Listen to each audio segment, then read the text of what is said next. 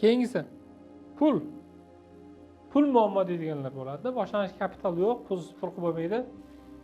O'zimizdan misol keltirishimiz mumkin, shogirdlardan misol keltirish, tanishlardan misol keltirishimiz mumkin.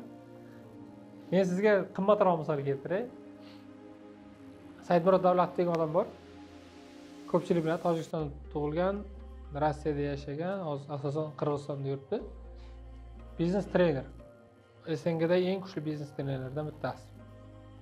Bu yoqda bitta leksiyasiga kiraman desangiz, seminarga qatnashmasa $100 bo'ladi. Bir kurs, bir haftaliga to'layman desangiz $1000, yillik gadoviy o'qitadi. Har oy 3 kun kelib turib O'zbekistonda dars berib ketadi. Jami 36 kun o'qiysiz. O'sha $10,000 bo'ladi. Sizga o'sha $10,000 bitta gapini aytib beraman, bitta misolni. Biznes boshlash uchun pul kerak deydiganlar uchun. Xo'p. Bir odam bor edi deydi. Bitta portdan foydalanish huquqi bor edi deydi. Litsenziyasi bor edi. Hokimiyat yozib bergan bitta shu portdan foydalansin degan litsenziya, qog'oz deydi. O'sha qog'oz olganda deydi, boshqa hech narsasi, puli ham hech narsasi yo'q. Bitta kemasi ko'p odamning oldiga borganda, aka kemalarni mana shu yerga qo'yaylik, logistika qilaylik, foydadan 50 kelik bo'lishamiz degan. Bitta ikkita berib ko'ring, men o'sha buyog'ini chopaman. Berib qo'ygan, keyin boshqasiga borgan, aka shu yerda portdan foydalanish huquqi bilan menda bor, shu yerda ikkita kema ham bor, bizniki deydi. Siz ham kemalarni tiqing davay deydi. Kemalarni tiqar. Hammasiga yo'q joyda kemasi yo'q bechora. 50% ga haligiga o'tirishgan, foydaga.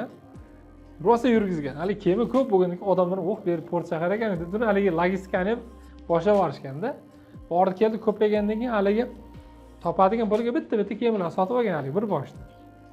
Keyin mana to'liq privatizatsiya qilganda shu yerda $1,000,000 pul topgan.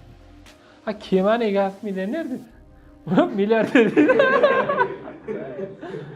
Unda dedi starting point degan narsa borda, boshlang'ich nuqta. U noldan boshlagan. Kemani egasi где-то milliarder bo'lgan. $1,000,000 puli nechta kemasi bo'lganda. Buni biznes rejasi, biznes modeli to'g'ri tuzilgani uchun juda qisqa muddat bundan o'tib ketdi. Bu yoqqa kelib qoldi. Shuning uchun uni nimasi bor? Puli bormi? Yo'q. Uni bitta shu foydalanish huquqi bor edi, xolos. Bu ham bitta qog'oz. Agar sal ko'proq pul bersa, hokimiyat ikkinchi odamga yozib beraveradi. Shunaqa gap. Tushundingizmi? Pul muammo bo'lmasin. Pul muammo bo'lmasin.